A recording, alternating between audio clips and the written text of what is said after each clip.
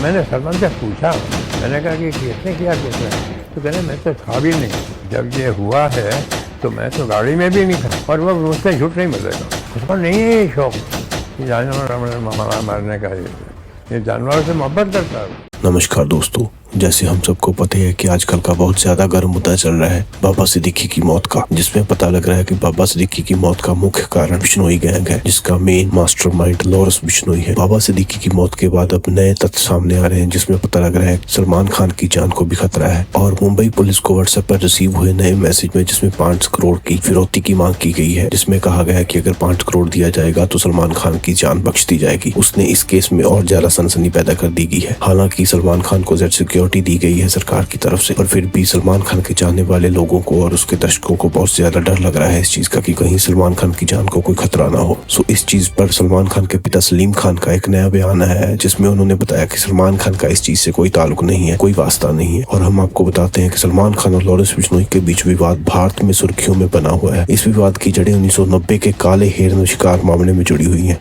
जब सलमान खान को इस मामले में आरोपी ठहराया गया था लॉरेंस बिश्नोई ने, जो कि एक गैंगस्टर है, बिश्नोई समुदाय के ताल्लुक रखता है, जिसने काले हिरण को धार्मिक और संस्कृत रूप में पवित्र माना है। लॉरेंस बिश्नोई ने 2018 में धमकी दी थी कि वह सलमान खान को मार देगा, क्योंकि उन्होंने बिश्नोई समुदाय के पवित्र माने जाने वाले काले हिरण का शिकार किया था। इस मामले में तब तक गंभीर हो गया जब हाल में ही सलमान खान को फिर धमकियां मिलनी शुरू हो गई। माना जाता है कि बिश्नोई के गिरोह ने कुछ सदस्यों ने सलमान खान को निशाना बनाने की साजिश रची थी। इस संदर्भ में सलमान खान की सुरक्षा बढ़ा दी गई है। पिछले साल सलमान खान के घर में गोलाबारी भी हुई थी। उसके बाद फिर उसकी इस विवाद का मुख्य आधार सलमान खान का काले हिरण का शिकार मामला और बिश्नोई समुदाय की भावनाओं को ठेस पहुंचाना है, जो जानवरों के संरक्षण के लिए समर्पित है। लॉरेंस बिश्नोई ने इस धार्मिक आस्था के आधार पर सलमान खान को धमकी दी है। हालांकि कानून प्रवर्तन एजेंसियां इस मामले को गंभीरता से ले रही हैं और सलमान खान की सुरक्षा सुनिश्चित करने के लिए कदम उठा रही है। सलीम खान के इस बयान के बाद हम इस खबर के साथ जुड़ी छोटी छोटी न्यूज आपको देते जा रहे हैं। हम आपका परिचय आने वाली और खबरों के साथ करवाते रहेंगे। जब तक आप हमारे साथ जुड़े रहिए, धन्यवाद। वो कोई बाबा सिद्दीकी कोई सही आदमी थोड़ी नहीं था, उसके ऊपर मकोका के केस लगाऊंगा। अगर वो गलत कर रहा है तो उसको सजा मिलेगी, और बताते हैं वो उसके दाव से कनेक्शन सारी जानकारी होती है और मिल जाती। बेखौफ शूटर की जवानी सुने, क्या कह रहा है? मुझे बताइए, उसे अरेस्ट किया था और यहाँ लिया है पुलिस, और देश में टांग में गोली लगी। टांग में गोली लगने के बावजूद बेखौफ बेधड़क होकर दे रहा है इंटरव्यू।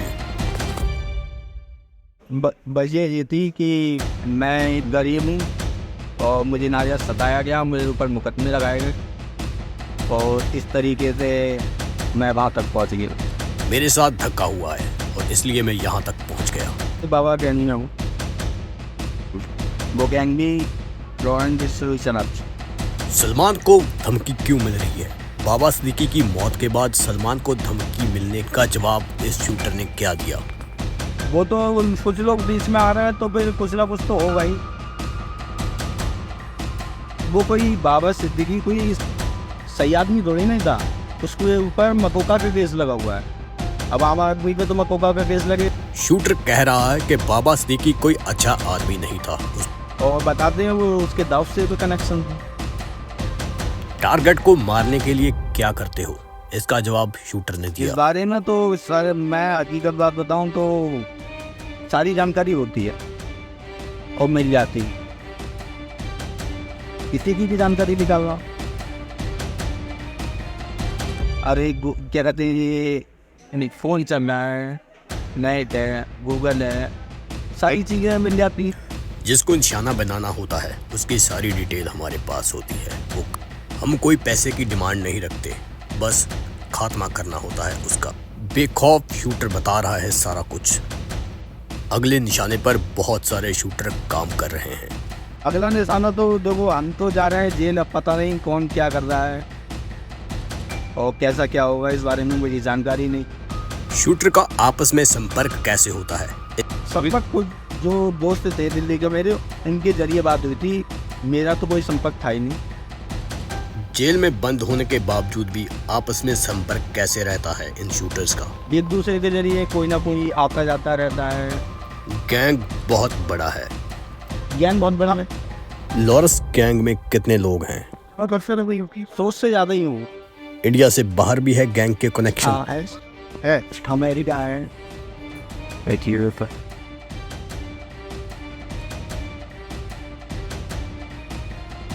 लॉरेंस बिश्नोई का यही कहना है कि वो बदला लेंगे और सलमान से ज़रूर लेंगे।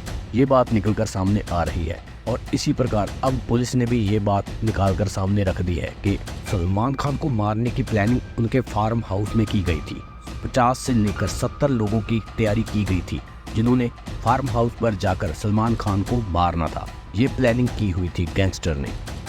और अगर बात करें तो 25 लाख की सुपारी दी गई थी हत्या करने के लिए, यानी कि सलमान खान की हत्या करने के लिए शूटरों को 25 लाख रुपया दिया गया था। और साथ ही में एक बात बहुत बड़ी ये है कि इस वारदात को अंजाम देने के लिए पाकिस्तान से हथियार भी मंगवाए जाने थे।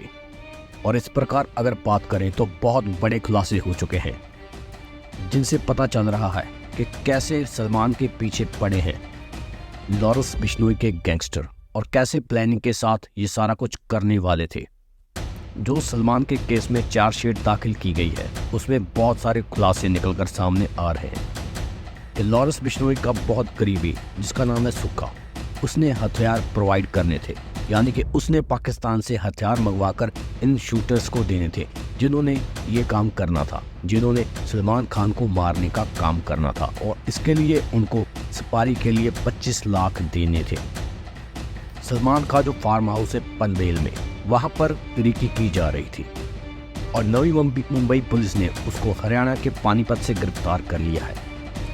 और इसी प्रकार 5 लोगों के नाम चार्जशीट दाखिल की गई थी। और अगर चार्जशीट की बात करें तो लॉरेंस बिश्नोई ने 25 लाख रुपए दिए थे इन शूटर्स को सलमान खान को मारने के लिए। दोषी पाकिस्तान से AK-47 और AK-94 को खरीदने की चाह में थे। और अगर बात करें तुर्की में जिगाना से ही मारा गया था सिद्धू मूसेवाला, जो कि पंजाब का बहुत ही नामी गायक था। और इसी प्रकार के हथियारों को इकट्ठा करने की कोशिश कर रहे थे ये गैंगस्टर।